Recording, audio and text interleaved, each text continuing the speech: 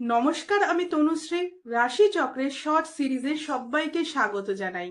আজকে জানাবো জন্ম তারিখ অনুযায়ী কোন রং বা কোন কালার পরা থেকে আপনি বিরত থাকবেন, অর্থাৎ ইগনোর করবেন।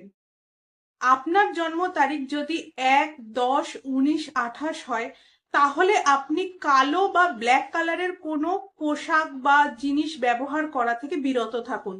আপনার জন্ম তারিখ যদি 2, 11, 20 বা 29-এর মধ্যে থাকে, তাহলে আপনি ডিপ ব্লু অর্থাৎ গাঢ় নীল রঙের কালার ব্যবহার করা থেকে বিরত থাকুন।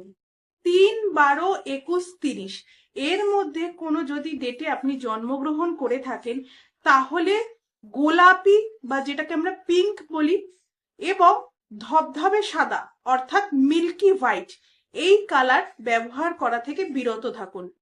আপনার জন্ম তারিখ যদি হয় 4, 13, 22, 31, তাহলে আপনি কমলা বা অরেঞ্জ কালার পরা থেকে বিরত থাকুন। জন্ম তারিখ যদি 5, 14, 23-এর মধ্যে হয়, তাহলে জেনারেলি একটু সাদা কালারটাকে অ্যাভয়েড করুন, তেমন আর কোনো কালার নেই।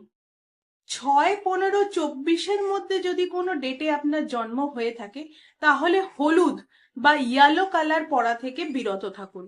জন্ম তারিখ যদি 7, 16 বা 25-এর মধ্যে কোনো একটি ডেটে হয়ে থাকে, তাহলে কালো ও গোলাপি অর্থাৎ ব্ল্যাক এবং পিঙ্ক এই দুটি কালার পরা থেকে বিরত থাকুন। জন্মের ডেট যদি 8, 17, 26-এর মধ্যে হয়, তাহলে সাদা এবং লাল এই দুটো রং ব্যবহার করা থেকে একটু দূরে থাকুন।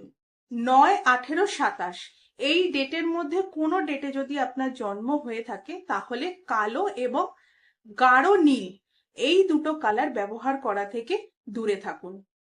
আজ এ পর্যন্তই। যদি ভিডিওটি ভালো লাগে, অবশ্যই চ্যানেলটিকে লাইক, শেয়ার এবং সাবস্ক্রাইব করবেন। সবাই ভালো থাকুন, সুস্থ থাকুন।